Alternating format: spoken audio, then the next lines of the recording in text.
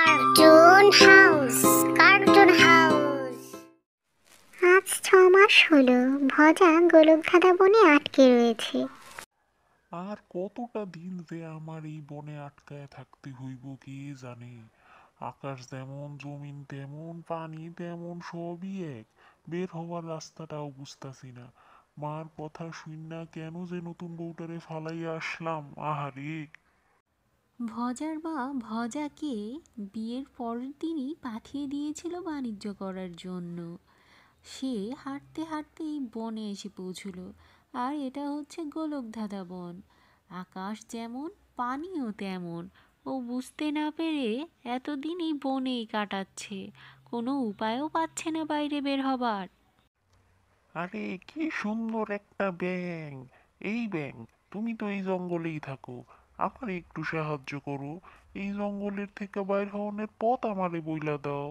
কতটা দিন ধরে আটকে আছি। কেই মনে নাই কোনো ভালো ফল মূল। কি খাইয়া যে বাচ্চা আছি। শরীরটাও ভালো না। ডাকাত গুদলে পুইরা সব আমার সঞ্চয় নিয়ে গেল। কি করুম কও, তুমিই কও। গ্যাংর গ্যাং, গ্যাংর গ্যাং। তুমি মানুষ হইয়া কেন আসতে গেছো এই জঙ্গলে? এটা কি মানুষের জঙ্গল যেখানে তোমার জন্য খাবার দাবার থাকবে? এটা আমাদের জঙ্গল। আমি এখানে খুব সুন্দর করে বসবাস করি। তোমাকে তো আগে দেখিনি। হ্যাঁ, দেখো না এই বন কত সুন্দর। আকাশ নীল, পানি নীল। আমরা অনেক মজা করি, সবাই মিলে খেলা করি এখানে। তুমি এখানে কি করছো? আর বললেন না ব্যাং ভাইয়া, 6 মাস আগে বাণিজ্যের উদ্দেশ্যে বের হইছিলাম। রাত হয়ে গেছে দেখে জঙ্গলে আশ্রয় নিলাম, সকালবেলা পথ হারাইয়া ফালাইলাম। নতুন বউটারে রেখে আসছি, কে জানে কেমন আছে। হ্যাঁ, কি আমার কপাল বলো। এখন দয়া কইরা তুমি আমার এই বনের রাস্তাটা বইলা দাও, কই এই বনের রাস্তা? কোন দিক দিয়ে বের হমু আমি? কত ঘুরলাম, কোনো ওই দিক দিগন্ত পাইলাম না। গ্যাংর গ্যাং, গ্যাংর গ্যাং। ওহ, খুব সমস্যার বিষয় তো তোমার। আমি তো আসলে এই জঙ্গলের ভিতর থেকে কোনোদিন বাইর হই নাই, তাই আমি রাস্তাও জানি না। ধরো, আমার বন্ধু আছে টুনি, ওরে ডাক দে। ও পারবো বা তোমার খোঁজ নিয়ে আইতে পারবো। ও তো আকাশে অনেক ঘোরাঘুরি করে। আমি তো আর বন ছিতে যাই না। ধরো, আমি খোঁজ লইতাছি, তুমি চিন্তা কইরো না। ব্যাঙের ডাক শুনে টুনি এসে পড়লো। টুনি এসে বলল, এই বন থেকে পার হওয়াটা খুবই মুশকিলের বিষয়। তোমার 15 দিন বা 20 দিনের মতো লেগে যেতে পারে। তার চেয়ে বরং তোমার বোর খোঁজ আমি নিয়ে আসি একদিনের ভিতরে। আমি দৌড়ে যাব, তাড়াতাড়ি এসে পড়বো। আর তুমি ততক্ষণে জঙ্গলের পূর্ব পাশটা দিয়ে এগিয়ে যেতে থাকো। আমি তোমার বোর খোঁজ নিয়ে এসে তোমার সাথে দেখা করব। এ কথা বলেই টুনি বেরিয়ে পড়ল ভজার বউ কেমন আছে তা জানার জন্য ওদের গ্রামে। বুড়িমা, ও বুড়িমা, এটা কি ভজার বাড়ি? তুমি কি ভজার মা? ভজা আমাকে খবর পাঠিয়েছে। ও আজ 6 মাস হলো গোলকধাঁধা বনে আটকে আছে। খবর পাঠিয়েছে ওর বোর্ড খবরটা নিতে, কি অবস্থায় আছে। ওকে আমি পথ দেখিয়ে দিব, ও কিছুদিনের মধ্যেই চলে আসবে। তুমি কি ভজার মা নাকি? কে রে তুই? তোকে তো আগে দেখিনি। আমি ভজার মা হতে যাব কেন? ভজার মা একটা ডাইনি বুড়ি। আমি কি ডাইনি বুড়ি? গ্রামের সকলেই আমাকে কত ভালোবাসে। আর ভজা, ও না শুনেছি মরে গিয়েছে। কি করে আর খবর নিয়ে এলি? ও তো বিয়ের পরের দিনই চলে গেছে হাটে নাকি জানি বাণিজ্য করতে। আর ফিরে আসেনি রে। কি অত্যাচার করলো ওর মা বোন ওর বউকে। হ্যাঁ বুড়িমা, এগুলো তুমি কি কথা বলছো? এগুলো কি আসলেই সত্যি ঘটনা? আমি ভেবেছিলাম তুমি ভজার মা। ভজা আসলে ওর নতুন বউটার জন্য খুব কষ্ট পাচ্ছিল, তাই আমি ভাবলাম এসে খবর দিয়ে যায় যে ভজা ঠিকঠাক আছে, কিছুদিনের মধ্যেই চলে আসবে। কিন্তু এই ঘটনা শুনে ভজা যে কি করবে আমি নিজেই বুঝতে পারছি না।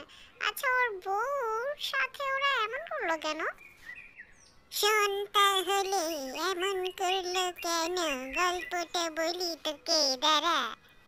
ভজার বউ কি বিয়ে, ভজার মা সারাদিন শুধু কাজ করা তো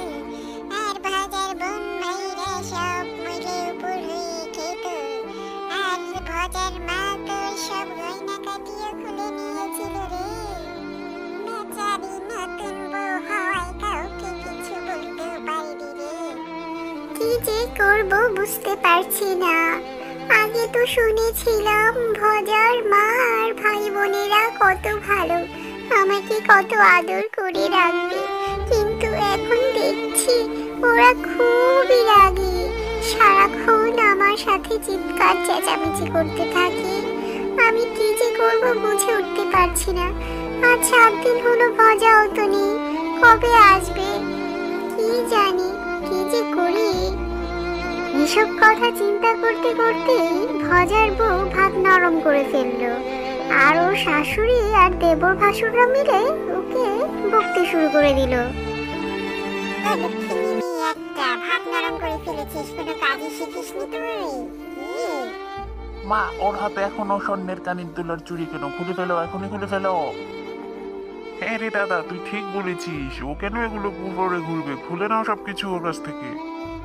অলক্ষিণী মেয়ে একটা তুই, আজ 7 দিন হলো আমার ভজা গিয়েছে বাড়িতে, এখনো আসেনি। ও তো 3-4 দিনের মধ্যেই ফিরে আসে। তুই একটা কুফা মেয়ে, দূর হয়ে যা আমার বাসা থেকে, আর আসবি না। আর এই শাড়ি চুড়ি এগুলো এত ভালো ভালো পরেছিস, সেগুলো তো আমি দিয়েছিলাম, সব খুলে রেখে যাবি, না হলে পুলিশে ফোন দিয়ে তোকে ধরিয়ে দিব বলে রাখলাম। যা এখন। ভজার মার ভজার বোন, বউটাকে মেরে মেরে শেষ করে একেবারে বাড়ি থেকে বের করে দেয়। বের করে ওরা শুধু শান্ত হয়নি, আবার পুলিশের কাছে ফোন করেছিল। এই নিয়েও কত কিচ্ছা কাহিনী রে টুনি। পুলিশ বাবু, একটা গরিব ঘরের মেয়েকে এনেছিলাম বউ করে, সে আমাকে মেরে গয়নাগাটি চুরি করে পালিয়েছে। আপনারা তাড়াতাড়ি এর ব্যবস্থা করুন, ধরুন ওকে, খুঁজে বের করুন, আমি ঠিকানা দিচ্ছি। এসব কথা শুনলে ভজা কি করবে টুনি, তুই বল? ও ফিরে এসে কি করবে? ওর বউটাকে কত কষ্ট দিল রে। তুমি চিন্তা করো না বুড়িমা, আমি ভজাকে গিয়ে বলছি শীঘ্রই। তারপর ও কি করবে সেটা ওই ভালো করে জানে। ভজার মাটা যে এত খারাপ, ভজা তো মনে হয় নিজেও জানে না। আচ্ছা তুমি চিন্তা করো না, পারলে মেয়েটার বাসায় গিয়ে একটু খোঁজ খবর নিও। আর আমি যাচ্ছি, তুমি ভালো থেকো বুড়িমা, খুবই ভালো তুমি। ওই বাসায় না গিয়ে আমি ভালোই করেছি ভুলে তোমার বাসায় এসে। এখন যাই ভজার কাছে, আবার আমি আসবো ফিরে খবর নিয়ে। এখানেই থেকো, তুমি যেও না। Cartoon house, cartoon house.